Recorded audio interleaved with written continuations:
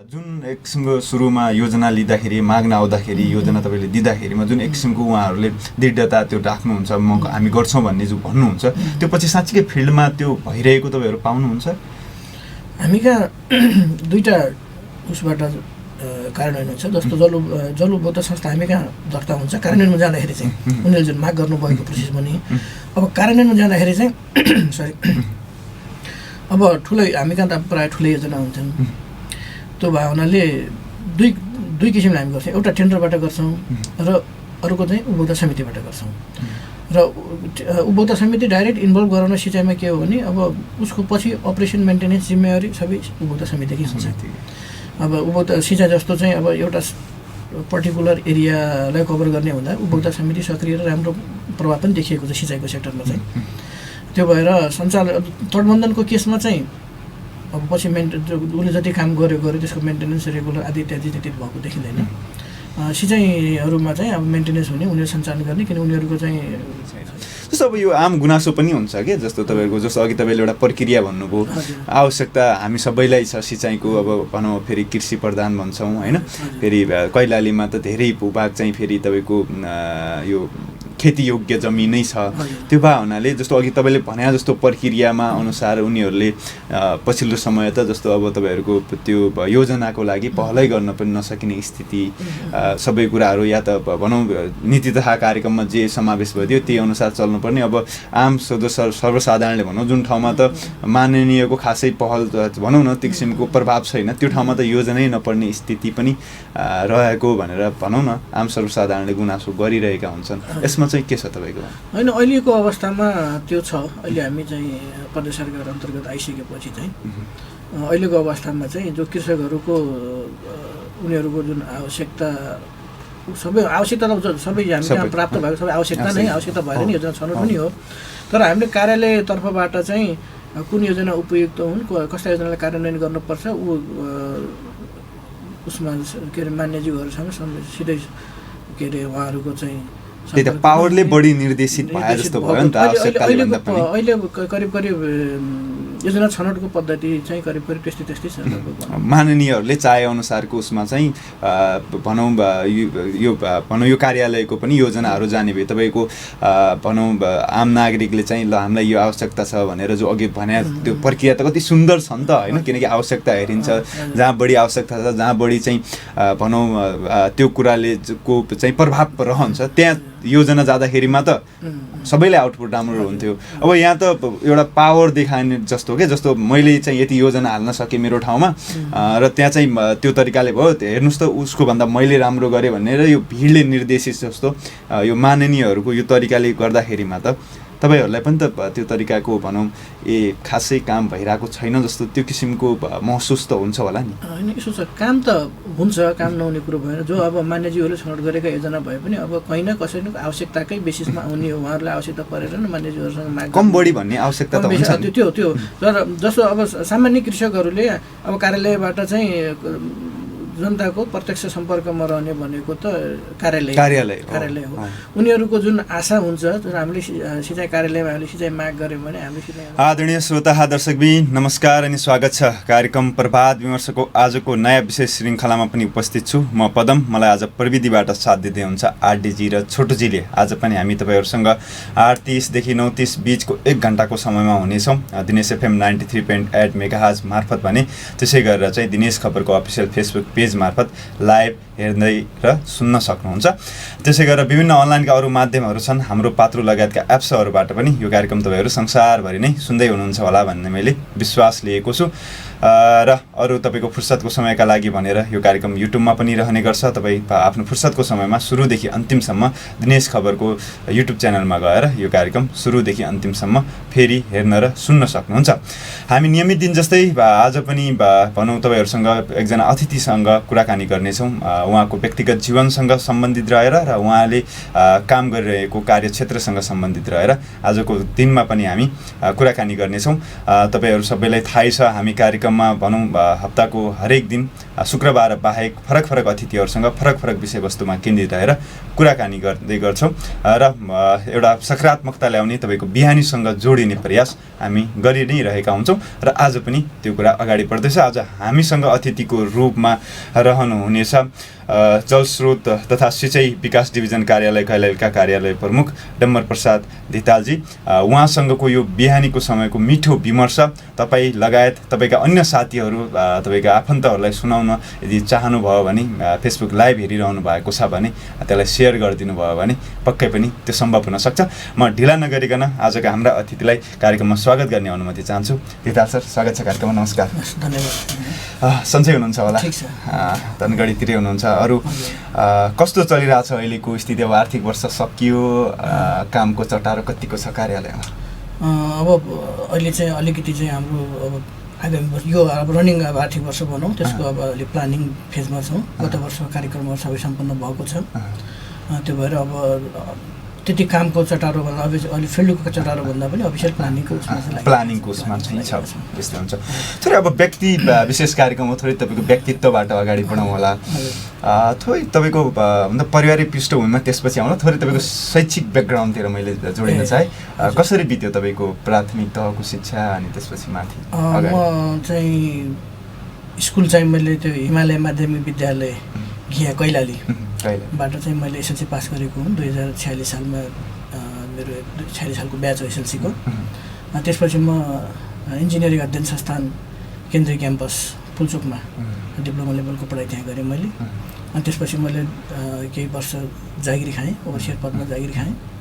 तत्पश्चातमा फेरि मैले यो लुम्बिनी इन्जिनियरिङ कलेज भैरवबाट बी पछि मैले चाहिँ जागिरीकै दौरानमा त्यहाँबाट गरेँ। अनि मास्टर्स पनि मैले एमएससी कन्स्ट्रक्सन म्यानेजमेन्टमा त्यहीँबाटै गरेँ। सरकारी जागिरको सुरुवात भनेपछि तपाईँको 2054 सालमा मैले चाहिँ जागिरको सुरुवात गरेँ र त्यसपछि अहिले चाहिँ म ओभरसियरमा त्यहाँबाट गरेँ। म 63 सालमा चाहिँ इन्जिनियरमा, पहिला म जिल्ला विकास समितिमा थिएँ। त्यसपछि म इन्जिनियरमा चाहिँ यता सिँचाइतिर चाहिँ 2063 सालमा प्रवेश गरेँ र त्यसपछि अब 2074 सालमा चाहिँ मेरो सिडी सिनियर डिभिजनल इन्जिनियरमा प्रमोसन भएर अहिले म त्यस पदमा कार्यरत छु। कस्तो पारिवारिक पृष्ठभूमिबाट यो सरकारी सेवाको अर्थात् इन्जिनियरिङ पेसातिरको उसमा लगावको सवालमा पारिवारिक पृष्ठभूमिबाटै यस्तो छ हाम्रो। अब त्यो त्यति बेलाको अवस्थामा अब त्यति साह्रो यो टेक्नोलोजीको डेभलपमेन्ट पनि केही पनि थिएन। के पढ्नु पर्छ भन्ने पनि जानकारी हुँदैन थियो त्यतिखेर यथार्थमा। एसएलसी दिइसकेपछि के पढ्ने भन्ने थाहा थिएन। धेरै हदसम्म त अझै पनि हुँदैन, तर बेला अझै अनिश्चित। अब फर्स्ट डिभिजन भयो, फर्स्ट डिभिजन भएपछि चाहिँ साइन्स पढ्नुपर्छ भन्ने चाहिँ सुनाउँथ्यो हामीलाई सिनियरहरूले चाहिँ। त्यो भयो। त्यसै सन्दर्भमा साइन्स पनि जोइन गरेँ मैले त्रिचन्द्र कलेजमा केही समय आइसी त्यहाँ सुरु गरेँ। तर त्यही दौरानमा एकजना हाम्रो सिनियर दाइ पनि हुनुहुन्छ हाम्रै गाउँकै, उहाँले चाहिँ ल भाइ अलि इन्जिनियरिङ पढ्नुपर्छ भन्ने उहाँले प्रेरणा दिनुभएको हो यथार्थ मलाई।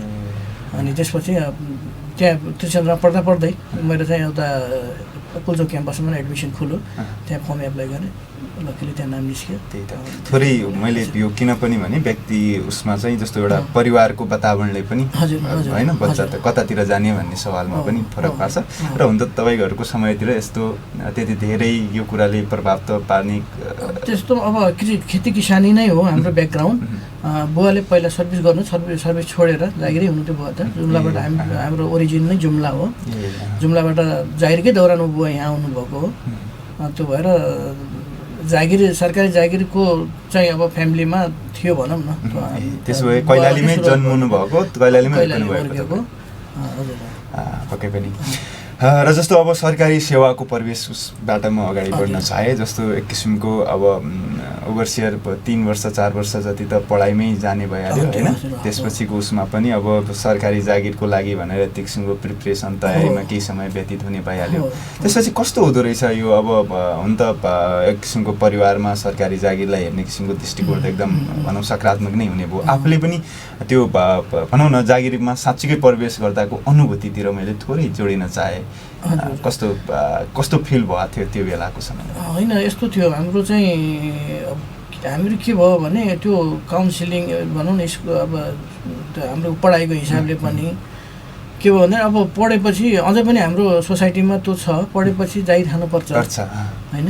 त्यसमाथि पनि अब त्यतिखेरको अवस्थामा चाहिँ सरकारी जागिर चाहिँ खानुपर्छ त्यो भएर चाहिँ पढाइसकेपछि त्यो दौरानमा त्यति लोकसेवा आयोग खोलिराखेको थिएन।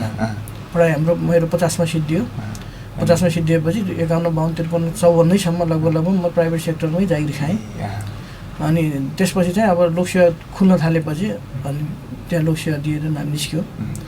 त्यो भएर अब जुन चिजका लागि लागिराखेको थियो होइन, त्यो चिजमा सफलता पाएपछि निश्चय नै खुसी हुने नै हो। फेरि इन्जिनियरिङ पेसातिर भने पनि आखिर टार्गेट भने त्यो समय अहिले पनि छ नि त, त्यो समय त झनै अब एउटा लोकसेवै लड्ने हो होइन, त्योमा प्राप्तै गर्ने हो। त्यसपछि समाज पनि खुसी, परिवार पनि खुसी, प्रतिष्ठा पनि वृद्धि हुने भइ नै हाल्यो। सबैको जस्तै तपाईँको पनि यसमा भयो। जस्तो अरू केही थियो कि जस्तो सरकारी सेवामा प्रवेश गर्ने नै मन थियो कि तपाईँको सुरुदेखि, कि अरू केही अब आफ्नो केही व्यवसाय गरौँला, केही त्यस्तो गरौँला इन्जिनियरिङ गरेर भन्ने पनि त्यस्तो केही थियो? यस्तो छ, अब कतिपय साथीहरू मसँगै साथीहरू पनि चाहिँ म चाहिँ जागिर खाँदैन, म चाहिँ जागिर दिन्छु भन्ने मनस्थितिमा हिँडिरहेका थिए। अब हामी त एउटा सामान्य गाउँको परिवेशमा हुर्केको बढेको मान्छे, बिजनेसमा अब फ्यामिली ब्याकग्राउन्ड पनि भएन, सायद केही भइदिएको भए सायद त्यस्तो सोचिन्थ्यो होला। त एउटै उद्देश्य भयो कि अब पढेपछि जागिरै खानुपर्छ, त्यसमाथि पनि टेक्निकल लाइन पऱ्यो, प्योर टेक्निकल लाइन भयो। अरू भएको भने अब अहिले चाहिँ अलिकति ट्रेन्ड चेन्ज हुँदैछ जस्तो लागिरहेको छ मलाई, किन त्यति एट्र्याक्सन सरकारी जागिरप्रति छैन अहिले। सहर बजारतिर त अहिले छैन, ट्रेन्डै चलिसक्यो कि रोजगारी लिने होइन कि रोजगारी दिने हो भन्ने किसिमको। त्यो भएर चाहिँ अब बिस्तारै यसतर्फको आकर्षण मान्छेहरूको घटिरहेछ जस्तो लागिरहेछ मलाई चाहिँ। यसमा कस्तो यो अब घट्नुकै सवाल आइहाल्यो। तपाईँ अब किनकि त्यो काम पनि गरिरहनु भएको छ, सेवा उपभोग पनि गरिरहनु भएको छ, त्यो भए हुनाले यो घट्नुको पछाडि जस्तो यो चेतनाले प्रभाव पारिरहेको कि सरकारी सेवा आकर्षक नभएर हो कि के चाहिँ लाग्छ तपाईँलाई, के जस्तो लाग्छ? 2-3वटा फ्याक्टर छन्। एउटा अब मान्छेहरूको चेतना र अब उनीहरूको यो टेक्नोलोजी आदि इत्यादि कारणले गर्दाखेरि उनीहरूको थिङ्किङ पनि अलिकति ब्रड भइसक्यो होइन। अब एउटै लाइनमा लागिरहनुपर्छ भन्ने पनि छैन मान्छेहरूको। अनि अर्को कुरो चाहिँ लोकसेवा पास गर्नका लागि असाध्यै मिहिनेत गर्नुपर्छ, पढ्नै पर्छ। अब अहिले त्यो पढ्न पनि अब त्यति अलिक दुःखै मान्छन्। अब अहिलेको जेनेरेसन धेरै मिहिनेत, पढ्न त पढ्छन् होइन, त्यो छोटो समयमा धेरै ज्ञान लिन खोज्छन् कि, त्यो भएर पढ्न पनि असाध्यै दुःख गर्नुपर्ने हुँदाखेरि अब त्यति दुःख पनि नगरौँ र अब मिहिनेत गर्दैछ, व्यवसाय गरौँ। र अब अहिले आएर चाहिँ अब अलिकति सरकारी जागिरप्रति त्यति राम्रो चाहिँ मानिएको छैन समाजको चाहिँ। त्यो भएर पनि मान्छे अब अलिक बिस्तारै यसतर्फ आसन घटिरहेको जस्तो लाग्छ मलाई। फेरि अहिले यो लोकसेवाको सवाल पनि आयो। जस्तो के अहिले सूचनाको क्षेत्र वृहत पनि भएको हुनाले थोरै पहिलाभन्दा जटिल छ कि पहिला र अहिलेको स्थिति? हुन त त्यो बेला सूचना खोज्न गाह्रो हुन्थ्यो होला, अहिले सूचना बढी प्राप्त भएर त्यो अप्ठ्यारो के अनुभूति हुन्छ तपाईँले यसो बाहिरबाट हेर्दा? त्यस्तो समस्या त होइन। पहिला त अब यति सूचनाको यो बृहत स्तरमा थिएन, सामान्य हुन्थ्यो। अब अहिले चाहिँ बृहत छ, राम्रो पक्ष हो। यो राम्रो पक्षले थोरै जटिल पनि बनाइदिएछ किनभने सबै मान्छे राम्रै नियतले सूचना खोज्दैन होइन।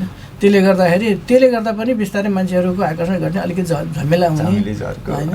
अब आदि इत्यादि कुराहरूले पनि अलिक बिस्तारै जस्तो जागिरै खाने मोटिभ राख्नेहरू जस्तो अझ पनि भनौँ न लोवर क्लास, मिडल क्लाससम्म पनि अहिले पनि आकर्षण जागिर खानुपर्छ या सरकारी पाएछ भन्दा राम्रो। सरकारी नाम निकाल्न सकिन भने पनि कतै प्राइभेट सेक्टरमा पनि यसो भएपछि यसो सङ्घर्ष गर्दै जाउँ भन्ने सोच चाहिँ छ, त्यसै डेभलप भइरहेछ। र प्राइभेट सेक्टर पनि त्यति व्यवस्थित भइसकेको छैन कि अहिले पनि।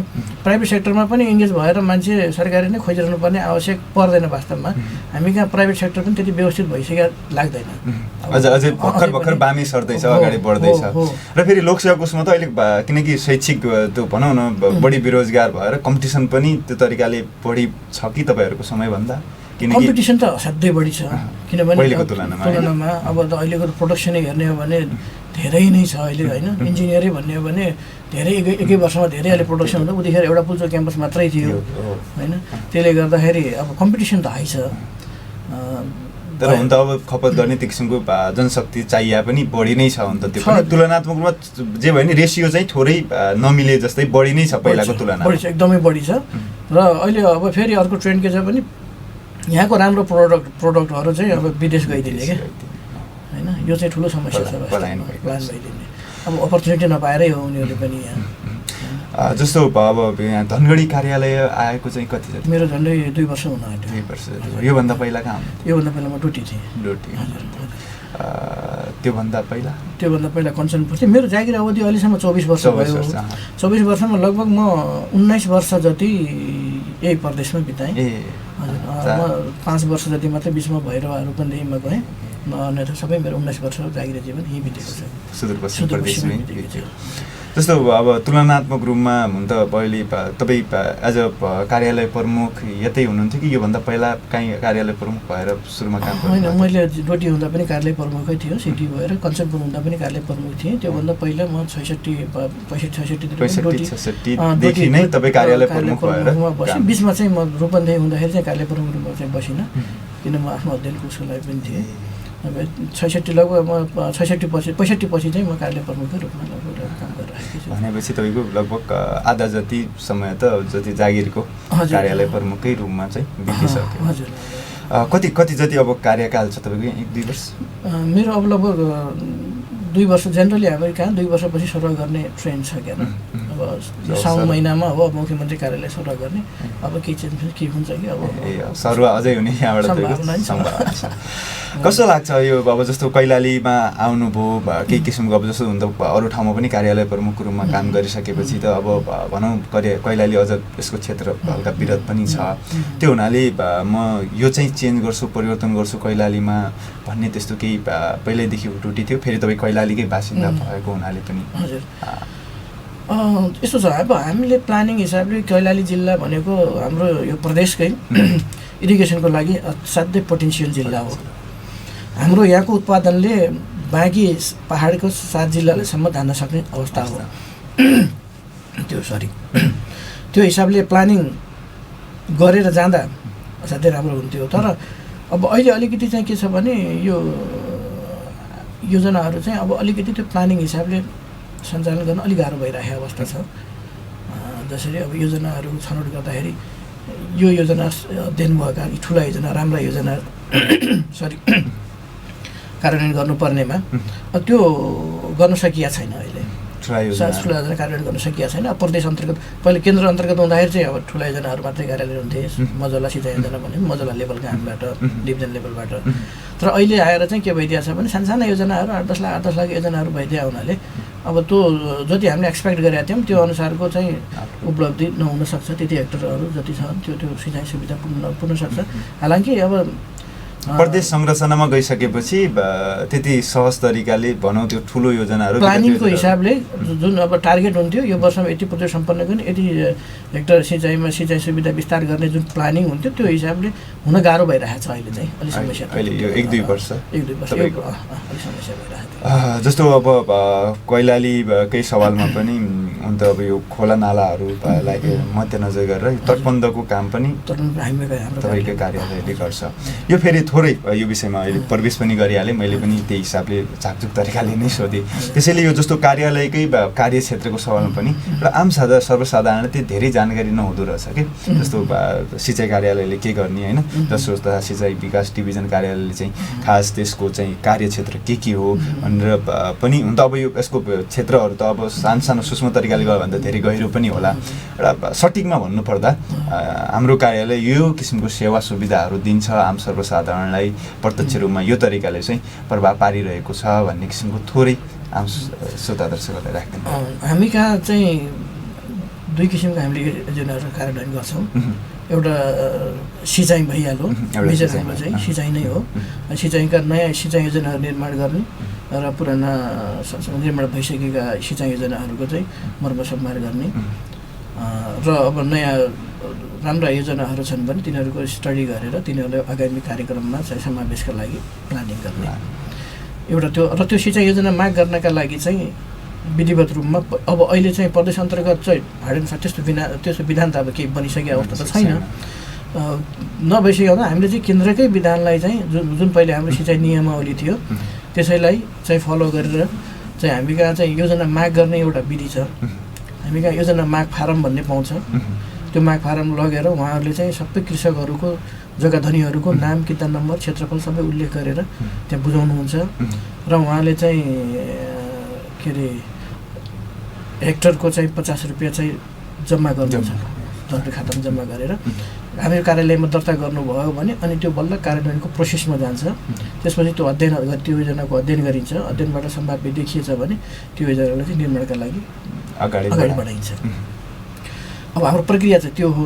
त्यसै अब नदी नियन्त्रणतर्फ पनि साना अब सिँचाइतर्फ भन्ने हो भने खास गरिकन तराईमा 100 हेक्टरभन्दा ठुला सिँचाइ योजना र पहाडमा 10 हेक्टरभन्दा ठुला योजनाहरू चाहिँ यस डिभिजनले कार्यान्वयन गर्ने र त्योभन्दा सानाहरू चाहिँ स्थानीय निकायले कार्यान्वयन गर्ने हामीको सिँचाइ कार्यविधि छ।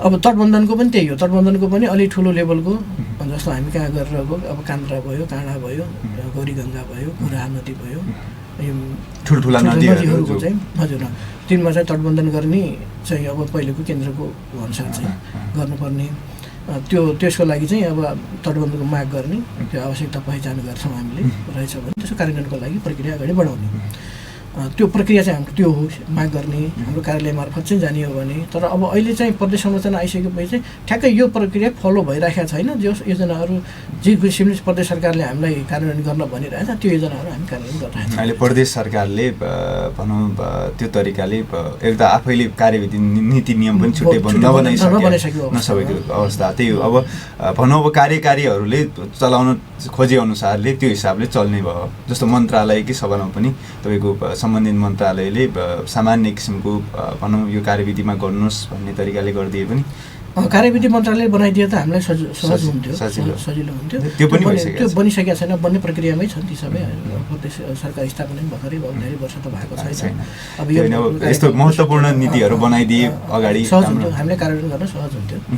जस्तो यो सवालमा जस्तो अहिले तपाईँले भन्नुभयो कि भनौँ जो उपभोक्ता छ अर्थात् आम सर्वसाधारणले त्यो सिँचाइको लागि होस् या तटबन्धको लागि होस् त्यो किसिमको चाहिँ प्रक्रिया गरेर चाहिँ आउनुपर्छ भन्ने अनि यो किसिमको तपाईँहरूसँग बाइचान्स आयो भने त्यो कुन तवरले चाहिँ अब जस्तो सबैलाई दिन त सम्भव नहोला होइन, त्यो छनौट चाहिँ कुन आधारले चाहिँ के मापदण्डले गर्नुहुन्छ? सबभन्दा पहिला त हामी त्यसको पहिचान सर्वे गर्छौँ। पहिचान सर्वे गर्दाखेरि जो राम्रो फिजिबल छ त्यो अगाडि जान्छ, त्यो डिटेल सर्वेलाई जान्छ।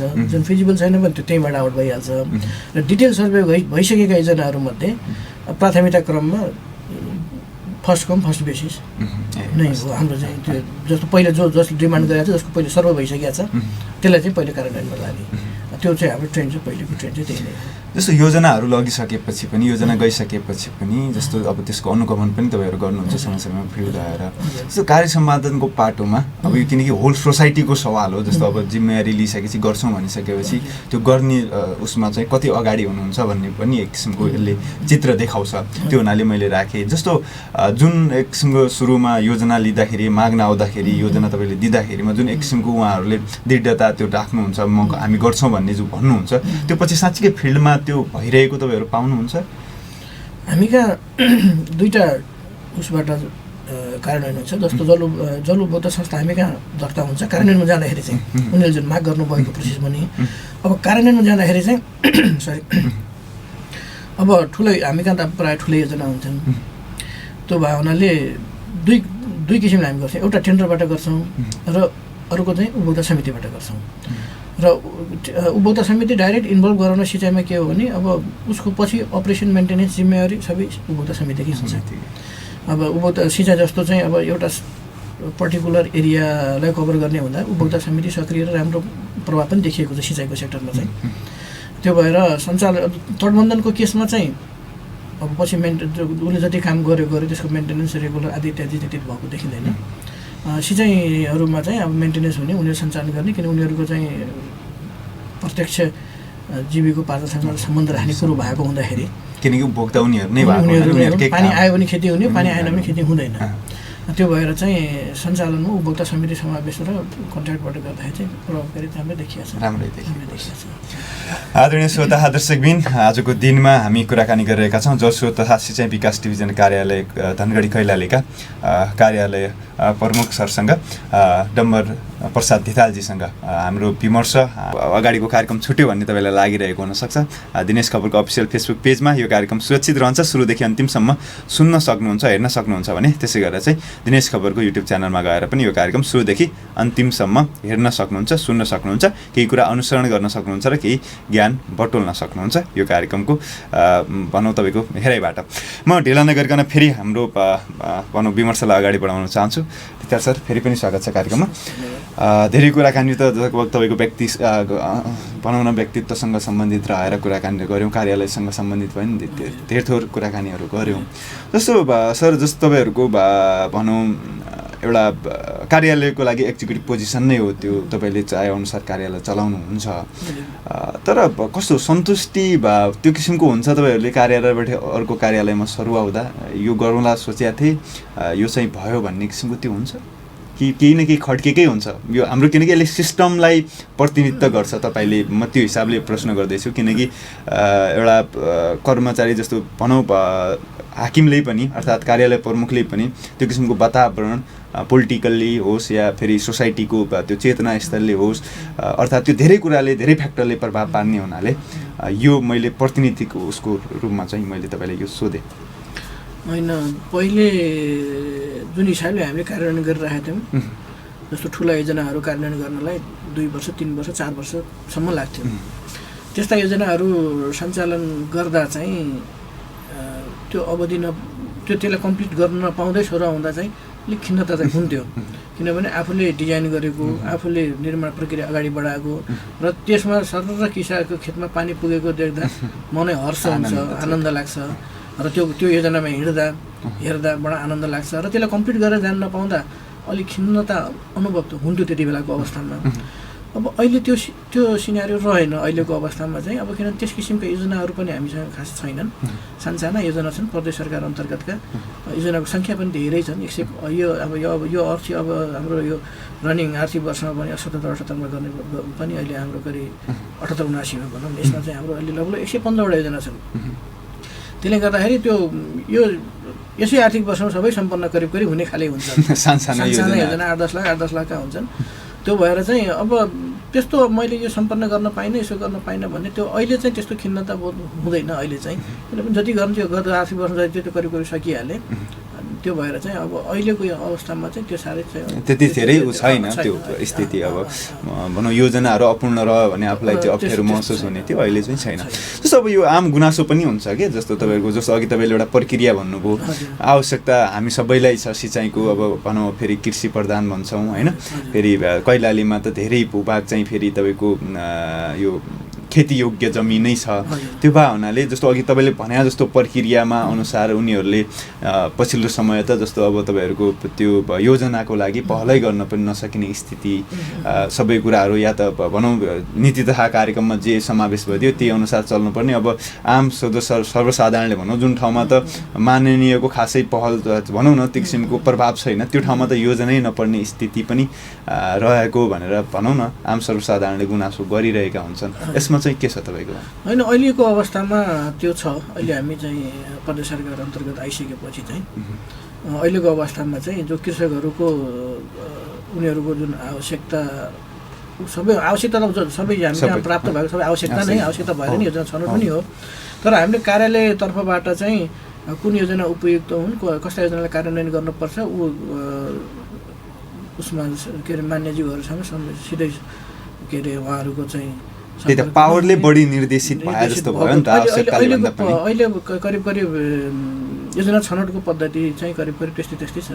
माननीयहरूले चाहे अनुसारको उसमा चाहिँ भनौँ यो कार्यालयको पनि योजनाहरू जाने भए तपाईँको भनौँ आम नागरिकले चाहिँ ल हामीलाई यो आवश्यकता छ भनेर जो अघि भने त्यो प्रक्रिया त कति सुन्दर छ नि त होइन, किनकि आवश्यकता हेरिन्छ, जहाँ बढी आवश्यकता छ जहाँ बढी चाहिँ भनौँ त्यो कुराले को चाहिँ प्रभाव रहन्छ त्यहाँ योजना जाँदाखेरिमा त सबैले आउटपुट राम्रो हुन्थ्यो। अब यहाँ त एउटा पावर देखाउने जस्तो के, जस्तो मैले चाहिँ यति योजना हाल्न सकेँ मेरो ठाउँमा र त्यहाँ चाहिँ त्यो तरिकाले भयो, हेर्नुहोस् त उसको भन्दा मैले राम्रो गरेँ भनेर यो भिडले निर्देशित जस्तो यो माननीयहरूको यो तरिकाले गर्दाखेरिमा त तपाईँहरूलाई पनि त त्यो तरिकाको भनौँ खासै काम भइरहेको छैन जस्तो त्यो किसिमको महसुस त हुन्छ होला नि? होइन, यसो छ, काम त हुन्छ, काम नहुने कुरो भएन। जो अब मान्यज्यूहरूले छनौट गरेका योजना भए पनि अब कहीँ न कसैको आवश्यकताकै बेसिसमा आउने हो, उहाँहरूलाई आवश्यकता परेर न मान्यज्यूहरूसँग माग कम बढी भन्ने आवश्यकता त हुन्छ त्यो तर जस्तो अब सामान्य कृषकहरूले अब कार्यालयबाट चाहिँ जनताको प्रत्यक्ष सम्पर्कमा रहने भनेको त कार्यालय हो। उनीहरूको जुन आशा हुन्छ, हामीले सिँचाइ कार्यालयमा हामीले सिँचाइ माग गऱ्यौँ भने हामीले सिँचाइ योजना पाउँछौँ भन्ने जुन उनीहरूको चाहना, एउटा आशा जो हुन्छ, त्यो चाहिँ अहिलेको अवस्थामा पुरा हुने देखिँदैन। अब त्यो प्रक्रिया रहेन, त्यो छुटिसक्यो। अब फेरि त्यसो उनीहरूले योजना उनीहरूको आधारमा आउने अनि पछि अनुगमन जस्ता क्रियाकलाप त्यसलाई हेरिराख्ने त फेरि तपाईँहरूले सबै तपाईँकै भयो।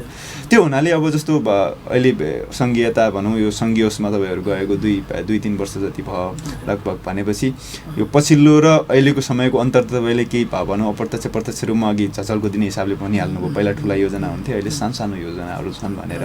यो सानो योजनामा पनि प्रभावकारिता जस्तो योजनाहरू तपाईँलाई पहिला यहाँ पर्या छ भन्ने थाहा हुन्न, पछि अनुगमनका लागि जानुहुन्छ होइन, रातो किताब प्राप्त हुन्छ अनि मात्रै जानकारी हुन्छ। त्यो भए हुनाले त्योभन्दा पहिला यो कतिको आवश्यकता छ, कतिको चाहिँ यो हो भनेर त तपाईँलाई थाहा हुने कुरा भएन होइन। उता प्रदेशले नै त्यो किसिमको चाहिँ तपाईँलाई गाइड गर्ने भयो भनेपछि पछि त्यहाँ अनुगमनको लागि जाँदाखेरिमा चाहिँ त्यो साँच्चीकै अब किनकि पहिला पनि काम गर्नु भएको छ नि त, तपाईँले कार्यालय प्रमुख भएर पहिला पनि अनुगमन गर्नु भएको छ र अहिले पनि गर्दै हुनुहुन्छ, केही फरक त देख्नु भएको होला नि? अब किनकि यो हामीले पनि प्रत्यक्ष रूपमा देख्छौँ कि पहिलाको योजनाहरूको अहिलेको योजनामा कुरा गर्दाखेरिमा अहिले चाहिँ थोरै अब त्यो पासै गर्नसम्म मात्रै बनाइदिने, त्यति धेरै राम्रो प्रभावकारी चाहिँ नहुने किसिमको देखिरहेको हुन्छ। यस्तो छ, अब पहिलेको अवस्थामा के हुन्थ्यो भन्दा हामीले सिँचाइ क्षेत्र नै विस्तार पनि गर्थ्यौँ। सिँचाइ क्षेत्र जिल्लाको सिँचाइबाट वञ्चित क्षेत्र नै विस्तार हुन्थ्यो, नयाँ एरियामा नयाँ योजना हुन्थ्यो र नयाँ ठाउँमा सिँचाइ सुविधा पुग्थ्यो। अब अहिले के भएको छ भने थोरै बजेट भएको हुँदाखेरि अब त्यो नयाँ बन्ने कुरो भएन, बजेट पनि घटेको छ। बजेट भन्दा प्रति योजनाको पहिला 10-12 लाख 20-25 करोडको योजना हुन्थ्यो भने 10 करोड 15 करोड 4-5 करोड भनौँ न, करोडभन्दा मुनिको योजना प्रायः कमै हुन्थ्यो, मर्म सम्भारकै शान्ति नभए पनि हुन्थ्यो। अब अहिले साना छन् 8 लाख 10 लाख 15 लाख 20 लाखका योजनाहरू कार्यान्वयन गर्दाखेरि अब त्यसले नयाँ योजना बन्ने सम्भावना त रहँदैन। जुन योजना छ त्यसैलाई चाहिँ त्यसको रिहेबिलिटेसन गर्ने, त्यसैलाई अलिकति कृषकहरूलाई कहीँ पहिरो गएर अथवा कहीँ कुलो फुटेर कहीँ पानी चुहिएर त्यस्तो समस्या परेको छ भने त्यस्तो ठाउँमा थोरै पक्की गरिदिने, त्यो सहजीकरण गरिदिने भनौँ न, उनीहरूको सिँचाइ सेवालाई अलिकति सहजीकरण गरिदिने काम चाहिँ गरेका छौँ अहिले चाहिँ हामीले। ठुलो योजना पहिला तपाईँ बनाउनुहुन्थ्यो, अहिले कहिले बनाउने भन्ने निश्चित जस्तो छैन अहिलेको अवस्थामा छैन। जस्तो अब कार्य विवरणतिर पनि थोरै प्रवेश गरौँ होला। तपाईँको अहिलेको आर्थिक वर्ष सकियो होइन, कति जति योजनाहरू तपाईँको यो गत आर्थिक वर्षमा थिए? हाम्रो टोटल हामीले 112वटा योजनाहरू सबै सम्पन्न भए।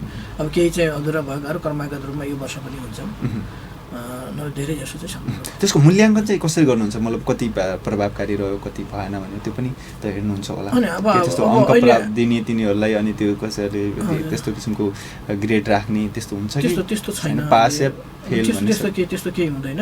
अब जुन लक्ष्य हामीले प्रदेश सरकारले तोकिदिएको छ यो योजनामा यति पैसा होइन, यति पैसा छ, त्यो अनुसार त्यो योजनामा त्यति पैसा बराबरको हामीले त्यो काम गराइदिन्छौँ होइन। काम गराएपछि त्यसको उनीहरूको कामको इस्टिमेट अनुसार कामको लागत अनुसार काम भयो भएन त्यो हेरेर त्यो अनुसार भुक्तानी दिन्छौँ र अब त्यसले गर्दा थोरै सहजीकरण कृषकहरूलाई हुन्छ, सिँचाइ सुविधामा सहजीकरण हुने हुनाले अरू चाहिँ खासै त्यस्तो।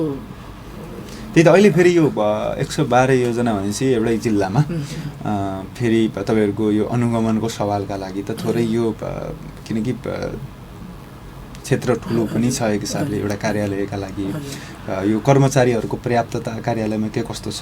किनकि अनुगमनको पाटोका लागि त 112 योजना भनेको चान्चुने कुरा होइन, 107 होइन, बढी नै भयो। त्यो हुनाले अब पहिला त 10-12 योजना भनौँ राम्रो खाले हुन्थ्यो, त्यसमा चाहिँ एकदम तरिकाले हरेक सानो सूक्ष्म कुरा पनि हुनलाई भ्याइन्थ्यो होला। अब 112 योजनाकै उसमा चाहिँ हेर्दाखेरि केही थोरै जटिलता महसुस जटिल हुन्छ? त असाध्यै जटिल यो त हाम्रो, किनभने जुन किसिमको हामी कहाँ प्राविधिक जनशक्ति उपलब्ध गराइएको छ त्यसको हिसाबले 112वटा योजना सञ्चालन गर्न चाहिँ सहज चाहिँ छैन। त्यो भएर अब एउटा कमसेकम एउटा साइटमा एउटा योजनामा 3 चोटि 4 चोटि एउटा प्राविधिक पुग्नै पर्छ। त्यो भएर चाहिँ यो हामीलाई अनुगमनको मूल्याङ्कनको पाटो चाहिँ धेरै असहज चाहिँ छ। त्यसमाथि पनि बिचबिचमा के भइदिएछ भने यो विभिन्न यो प्राकृतिकै प्रकोप पनि भइदिएछ, कहिले कोभिड भन्छ, कहिले के भइदिन्छ होइन। त्यसले गर्दा झनै कठिन भएको छ हामीलाई। त्यो भएर हामीलाई यो अनुगमनको पाटो चाहिँ अब थोरै जटिलै छ। जस्तो 112 भनिसकेपछि ल 100कै उसमा पनि गरौँ भने चाहिँ 4 चोटि पुग्नु भने 400 चोटि पुग्नु पऱ्यो। अब 400 दिन त वर्षमै छैन होइन। त्यो किसिमको त्यो गाह्रो त सबैले महसुस गर्ने भयो। जस्तो अब यो तरिकाले भइदिए हुन्थ्यो यो संरचनागत आधारमा चाहिँ भन्ने केही किसिमको तपाईँहरूको नि अपेक्षा हुन्छ? जस्तो कार्यालयकै सवालमा पनि प्रदेशले यो किसिमको चाहिँ प्रक्रियाहरू अवलम्बन गरिदिया भएपछि चाहिँ हुन्थ्यो भन्ने फेरि उहाँ पनि तपाईँ सुझाव त राख्नु होला, यहाँ पनि केही राख्न मिल्ने कुराहरू छ? त्यही अब मैले अघि नै भन्छु नि, हामीले जुन पहिले केन्द्रको जुन कार्यविधि हामीले फलो गरेका छौँ, जुन सिँचाइ नियमावली जुन हाम्रो छँदैछ भनौँ न होइन, त्यसैलाई पनि हामीले चाहिँ एउटा स्ट्यान्डर्ड प्रदेश लेभलको कमसेकम यो योजना चाहिँ प्रदेशले बनाएको हो भन्ने किसिमले चाहिँ अब अनुभूति पनि हुने र पब्लिकले देख्दा पनि यो प्रदेशको योजना रहेछ भन्ने किसिमको फिल हुने खाले योजनाहरू एउटा स्ट्यान्डर्ड बनाइदिने। जस्तो अघि नै पनि मैले भने 100 हेक्टरभन्दा सानो योजनाहरू र तराईमा पहाडमा 10 हेक्टरभन्दा सानो योजनाहरू चाहिँ स्थानीय निकायले नै कार्यान्वयन गरोस्। हालाकि बरु बजेट प्रदेशले उपलब्ध गराए पनि साना योजनाहरूलाई चाहिँ कमसेकम स्थानीय निकायबाट कार्यान्वयन गरिदिने र अलिकति राम्रा योजना ठुला योजनाहरू ठुला भन्दा त्यही 100 हेक्टरभन्दा ती योजनाहरू वृहत फेरि हाम्रो केन्द्रले हेर्छ राइन्जामा कुलरियाको उता के अरे महाकाली सिँचाइ योजना र यो योजनाहरू चाहिँ कार्यान्वयन प्रदेश सरकारले गरिदिए भए हामीले कार्यान्वयन गर्न पनि सहज र एउटा चाहिँ यसको आउटपुट पनि राम्रो आउँदै देखिन्थ्यो, प्रदेशको पनि राम्रो प्रभाव देखिन्थ्यो, काम भइरहेछ भन्ने किसिमको हुन्थ्यो र यो प्रदेश संरचनाहरूप्रति वितृष्णा कम हुन्थ्यो आम सर्वसाधारणको यसमा पनि। जस्तो अब थोरै अरू कुराकानीहरू जस्तो भनौँ न, यो कार्यालयलाई केही त्यस्तो किसिमको अझ भनौँ संरचनागत रूपमा म यो फरक गर्छु भन्ने किसिमको केही छ तपाईँको? भन्न खोजेको मैले आगामी प्लानहरू जस्तो कर्मचारी सङ्ख्या कति छ तपाईँको कार्यालय? कर्मचारीमा हामीले प्राविधिक जनशक्ति हेर्ने हो भने 1जना कार्यालय प्रमुख भएर 2जना इन्जिनियर र 4जना सब इन्जिनियर होइन। अब त्यो पर्याप्त छैन, त्यसमा पनि 2जना इन्जिनियर चाहिँ हामी कहाँ रिक्त नै छ। अब अलिक किनभने यो प्रदेशको प्रदेश नियामती सेवा नियमावली बनि नसकेका हुनाले ऐन नियमावली नबनिसकेका हुँदा चाहिँ अब पदपूर्ति प्रक्रिया अगाडि बढेको छैन। सायद अब छिटै बढ्छ होला, करिब त्यो प्रक्रियामा छ। त्यो भएपछि बल्ल पदपूर्ति हुन्छ। त्यो भएर थोरै जनशक्तिले धेरै काम गर्न परिरहेको छ अहिले। जस्तो कार्यालयभित्रकै त्यो कार्यशैलीमा पनि केही त्यस्तो परिवर्तन गर्न मिल्ने तपाईँको आफ्नो त्यो किसिमको त्यो हुन्छ होला अधिकार त त्यो केही छ? म जाँदाखेरि म यो चाहिँ परिवर्तन गर्छु भन्ने जस्तो, किनकि अब त कार्यकाल लगभग सकिँदै पनि छ तपाईँ। अनि अहिले अब हाम्रो अनुसार चाहिँ ट्रेन्ड अनुसार चाहिँ अब जुन किसिमले हामीले गरिरहेका छौँ योजना अनुगमन मूल्याङ्कनने कुरा, हामी त्यो धेरै चाहिँ प्लानिङ गरेर छुट्टै चाहिँ हामीले केही नयाँ चिज गर्नको लागि हामी कहाँ स्रोत साधन पनि त्यस्तो केही हुँदैन र हामी कहाँ त्यो गर्नलाई हामी कहाँ त्यति हाम्रो लेभलले पनि जान्दैन भनौँ। छुट्टै किसिमले प्लानिङ गर्नको लागि हामीले प्लानिङ गर्ने भए त छुट्टै किसिमले गरिहाल्छौँ। त्यो भएर हामी स्पष्ट रूपमा प्रदेश सरकारबाट निर्देशित छौँ। त्यो प्रदेश सरकारको निर्देशन अनुसार नै कार्यान्वयन गर्नुपर्छ। लगभग अन्तिमतिर छौँ। केही अब थोरै तपाईँको व्यक्तिगत उसमा चाहिँ कुराकानी गर्न चाहेँ मैले। अब भनौँ एउटा सरकारी जागिरमा 20-24 वर्ष बिताइसक्नुभयो, एउटा अनुभव छँदैछ। जस्तो अब अझै पनि अब म यस्तो कार्यालयमा चाहिँ यो कार्यालयमा चाहिँ काम गर्छु भनेर त्यस्तो किसिमको केही तपाईँको ड्रिम त्यस्तो छ कि? अब हामी अब कर्मचारी भएर जाहेर प्रवेश गरिसकेपछि अब जति सकिन्छ माथिल्लो लेभलको पुग्ने एउटा आकाङ्क्षा त रहन्छ नै। अब त्यसले अब अलिकति हामीलाई अलि समस्या के पारिदिएको छ भने अब हामी प्रदेश सरकार अन्तर्गत समायोजन भएर आइसकेका छौँ। त्यो भएर प्रदेशमा अहिलेको स्थितिमा हेर्ने हो भने हाम्रो भन्दा माथिल्लो लेभलको दरबन्दी छैन। समस्या अब दरबन्दी अब प्रदेशको सिर्जना होला अब पछि विचार त होला। अब अहिलेको उसमा चाहिँ हेर्ने हो भने हामीभन्दा माथिको दरबन्दी नभएको कारणले गर्दाखेरि अब एक किसिमको खिन्नता पनि हो रोकिदियो है तपाईँहरूलाई हो। अब यति भन्दा अब सङ्घमा भइदिया भए त ल अझ माथि बढौँ भन्ने हुन्थ्यो, अब अर्को संरचनामा जाउँ भन्ने हुन्थ्यो। प्रदेशको अन्तर्गतको कर्मचारी भएपछि त अब प्रदेशको त जिल्ला अहिले त्यस्तो समयकारी अर्को किसिमको प्रदेशको संरचनै छैन। अब अहिलेकै अवस्थामा त अहिले हामी कम्प्युटर त माथि केन्द्रमा पनि गर्न सक्छौँ अहिलेकै अवस्थामा। तर यहाँ प्रदेशमा हामीले एउटा प्रमोसन खाने बित्तिकै माथि चाहिँ हामीले कम्पिट गर्न पाउँदैनौँ अहिलेसम्मको हुन्छ। अब हुन त अब प्रदेशी निजाम नियमले बनेपछि चाहिँ अब केही फरक होला त्यो आशा गरौँ। त्यो भएर चाहिँ यदि व्यक्तित्व विकास नहुने हो भने मान्छेले अब थोरै निराशा चाहिँ आउने नै भयो। अब र अब यसमा चाहिँ त्यसमा चाहिँ अब जागिर पनि खाने कि नखाने भन्ने छैन, व्यक्तित्व विकास छैन भने किन खाइरहने हो।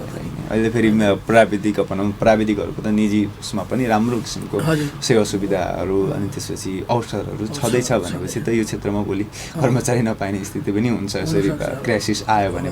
जस्तो अब कोर्डिनेसनको सवालको कुराकानी मैले जोड्न चाहेँ थोरै।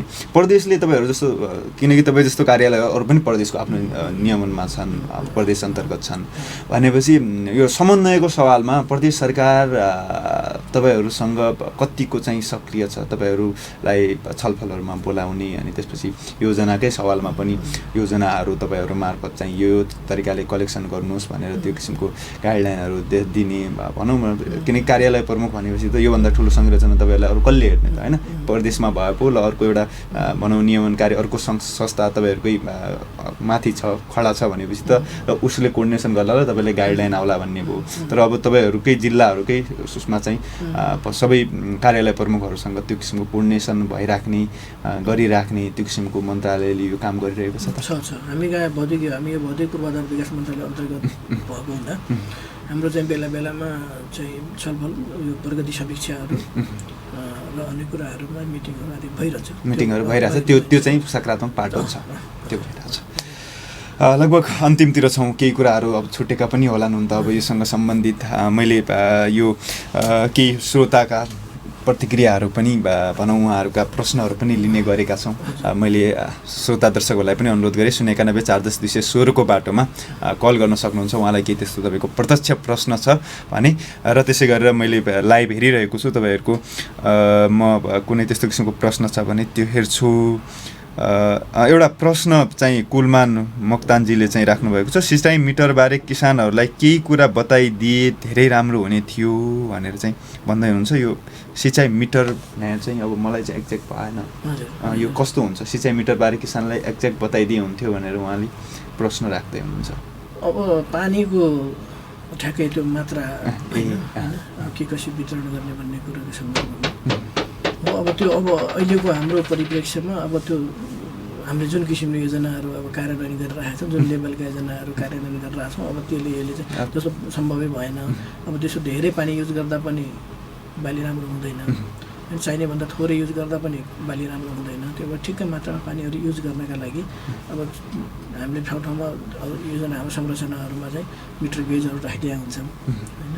त्यो अनुसार चाहिँ यो यसमा कति पानी सञ्चालन गर्ने के गर्ने भन्ने कुरो चाहिँ त्यसमा फिक्स हुन्छ। ठुलो अलिकति मदर लेभलका योजनाहरू भयो भने अब यो हाम्रो सानो योजनाहरूमा त यो सानो काहीँनिर टालटुलका लागि काहीँनिर सानो एउटा पुलिसको लागि मात्रै योजना गइरहेको स्थिति छ। यो परिवर्तन होला कस्तो छ विश्वास लाग्छ तपाईँलाई? जस्तो अब पहिलाकै उसमा चाहिँ जाला ठुला योजनाहरू प्रदेशले चाहिँ बनाउला अहिले यो नहुनुको कारण चाहिँ यो कार्यविधिहरू आदि इत्यादि नबनिसक्दाखेरि ऐन नियमहरू नबनिसक्दाको अवस्थामा मात्र खिचातानीमै पर्या अब त्यो पहिला अब प्रदेश योजना आयोग पनि भर्खरै गठन भएको छ क्या, अब उसले पनि आफ्नो योजना छनौट प्रक्रियाहरू केही गर्ला होइन। त्यसले गर्दा यो सुधार त हुन्छ, डेफिनेटली हुन्छ। त्यो होस् भन्ने पनि सबैको एक किसिमको तपाईँ सँगसँगै हाम्रो पनि त्यो किसिमको हुने नै भयो।